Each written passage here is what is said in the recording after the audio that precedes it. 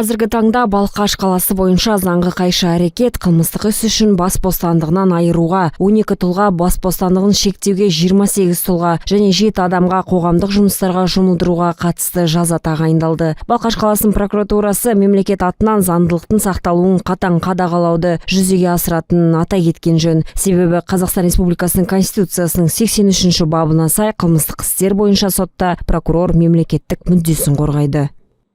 Мемлекеттік айыптаушы өз тарапынан сотта барлығының сот және заң алдындағы теңдігін, азаматтардың қандай да бір тілі, ұлты, нәсілі, жынысына, дінге көзқарасы бойынша алалаушылық болмауын қағидасын ұстанады. Сот алдында барлығы тең құқылы болуын қамтамасыз етеді.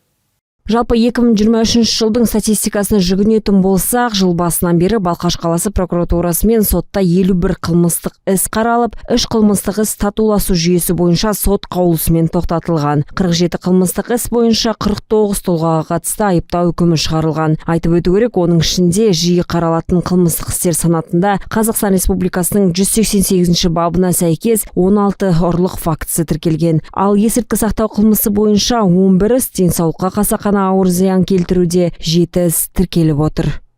Балқаш қаласы прокуратурасы заң нормаларын сақтау және бағыну қажеттілігін ескертеді. Заңды білмеу жауапкершіліктен босатпайды, сот және заң алдында барлығы тең.